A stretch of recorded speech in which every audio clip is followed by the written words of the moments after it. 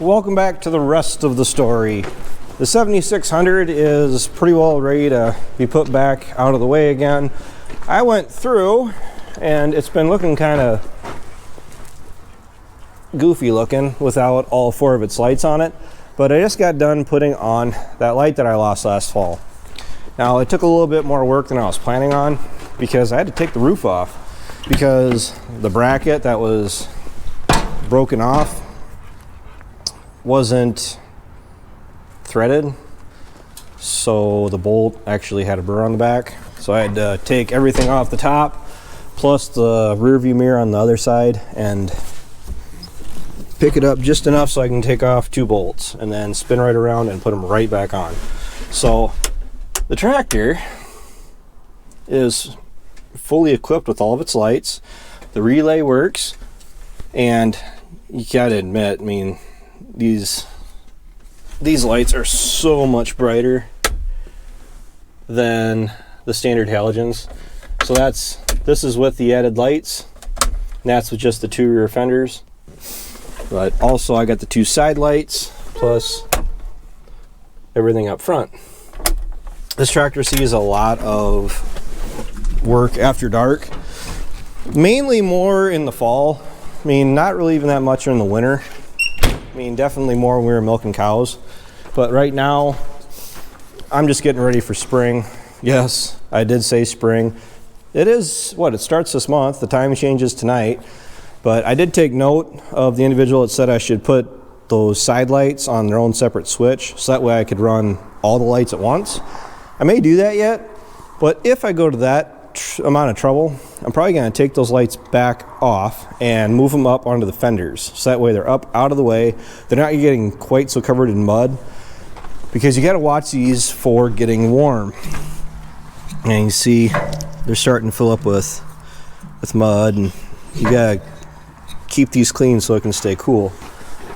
And I'd like to move them up in the fenders, and if I put them on a switch that way, it'll get them up where they have a little bit more clearance and they can see around me a little bit better.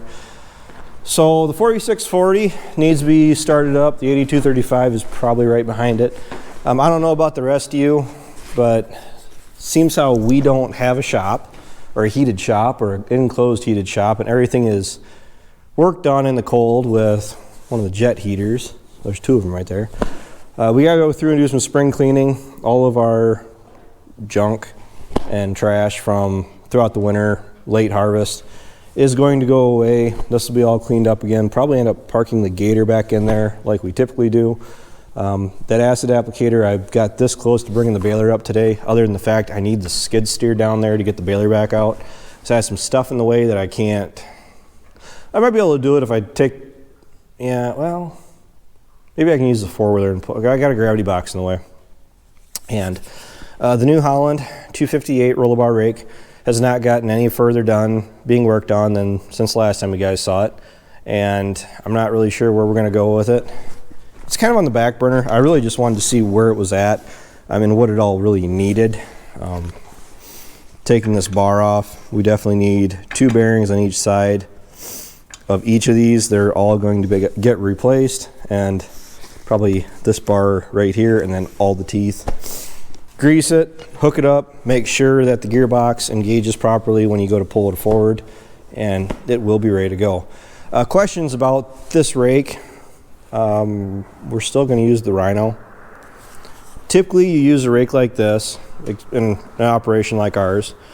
Back when we were doing more dairy, when we were using the single turn rake, which was, all this does is it rolls just the width of the rake over into a windrow, as opposed to the Rhino that'll pull in as wide as, is it 28.7 or 28 point, we're just gonna say 30 feet of material into a windrow.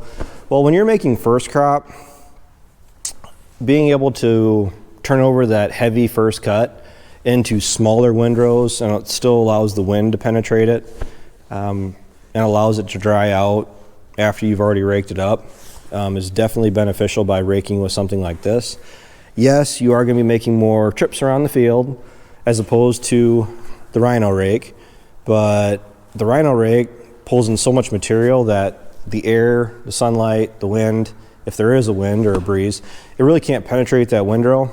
And depending on your operation, that's probably exactly what you want. I mean, the Rhino is still going to be used really heavily for second and third cut because they're typically not quite as heavy, and the more material you can pull in, the better. That is, you guys give me motion sickness, that is a high capacity rake. So I mean, down at the valley, when we cut that material, that stuff was like 6 foot tall and very, very heavy. That was like 4 tons to the acre, and Ryan actually had that about 3/4 of the way opened, and those windrows were basically coming out entirely full and level out the back of that machine. I still watch that valley video of making hay down there. It's actually pretty scenic down there. But if we can go through those heavy windrows and get away from that and just do first cut with something like this, the windrows aren't quite as big, and it'll help the sun and the wind get some of that moisture out of the material, because we do make round bales. It wouldn't be that big of a thing if we were chopping it and we really didn't have too much concern about extra moisture in the windrow. But using a big rake like that, and it's pulling all that material in, and then you're trying to make dry bales, it can get kind of tricky. So that's why, a big reason why I went and got a rake like this. Also, like I said, it's a lot easier to make our windrows with a rake like this, because you can drive up to the end of the windrow or the waterway, do a circle real tight with the 40-20, and come right back down, and you just made your waterway. With those bigger rakes, they still do a great job of raking, of course, but trying to back a rake like that, you have to back it up the whole waterway, and some of our waterways can get really long, or like some of our field roads that they dead end, and it's kind of unrealistic to back all the way up them. But the problem is, even if you drive up all the way to the end of them, you're still backing out.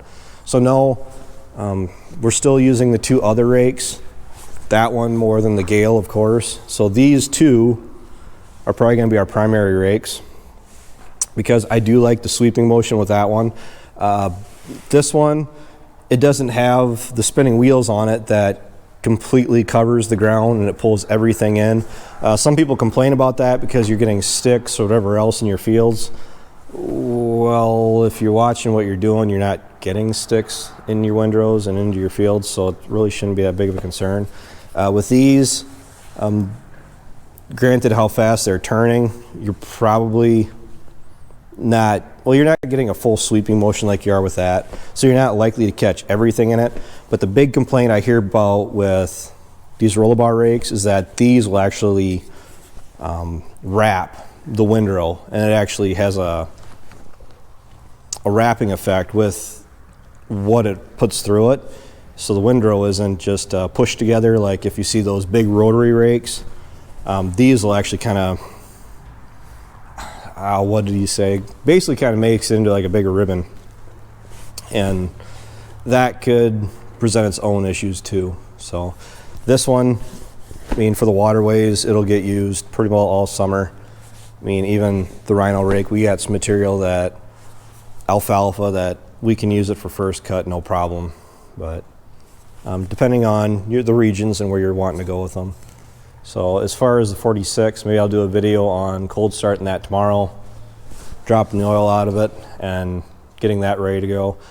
Like always, we'll have to go through, change all the fuel and oil filters and the air filters, either get them cleaned out or replace them. And I'm really not getting too excited about pulling the corn planter out yet, but getting the grain drill up here and going through that, greasing it, and getting all the seed tubes put back on is definitely the way to go. Or definitely on the list of things to do. So, hope you guys had a great day, great weekend, wherever you're at. I mean, I'm not sure what today is, but until next time, take care, take it easy, keep in touch. I'll talk to you later.